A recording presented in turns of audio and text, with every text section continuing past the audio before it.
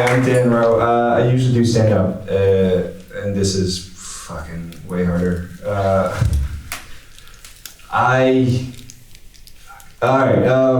This is called Harabaji and Chano. Harabaji means grandfather in Korean. That's what I call my grandfather. But his real name is Do Seok-gu. He was born in 1930 in what was then just one Korea. He was born under Japanese rule. He was given a Japanese name and taught to read, write, and speak Japanese. I don't know those names. I don't want to, but I do know a couple things about him. He was born to 7 children, 2 girls and 5 boys. He was born to a poor family, but he was exceptionally bright. So bright that he passed the civil service exam, which would guarantee him a middle-class living. But that disappeared when war broke out. He was drafted. One of his brothers was killed, and after the war ended, he came back and got married to an arranged marriage and married my grandmother, No Chun-nam. The civil service job had disappeared, so he scraped by. He did every job under the sun. He worked construction. He tried to sell books door to door. He started a pajama making company, and none of it worked. And with each kid, eventually 3, they got into more and more debt. That's what I know about him from his early life. My father told me about a man that I didn't know. Sorry, there's a bit of, I should have said this before the piece, there's a bit of domestic abuse. Trigger warning.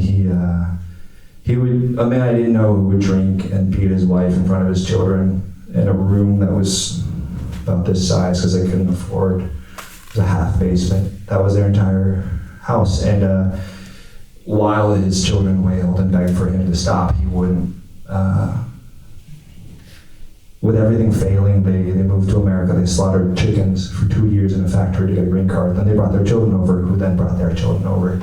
And so the man that I knew was a man that would wait for me at the school bus stop, who would stop drinking, who was a deacon of the church, and he would give me a piggyback ride until I was way too old, and he was way too old to give me one. November 4th, 2022, I got a couple of calls that I ignored from my sister.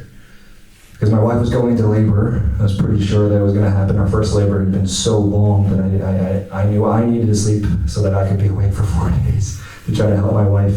So I ignored all the calls and all the pings. And then I took my son to sleep, and I woke up, and the next morning I was going to drop him off at Nabi's house, and it was my sister who had been calling, who was saying that my grandfather was passing away, and now was the time to call if I wanted to say goodbye.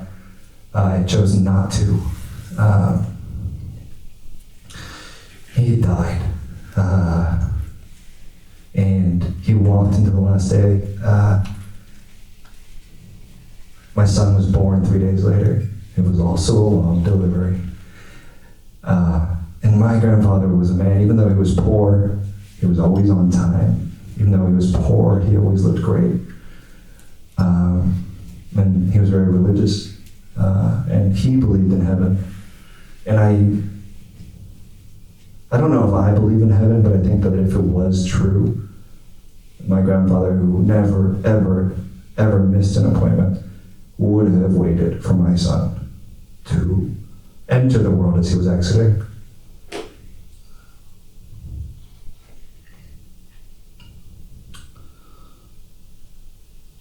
And my son's name is No Chano.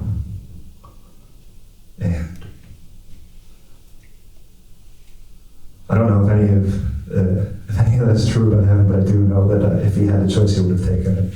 Thank you.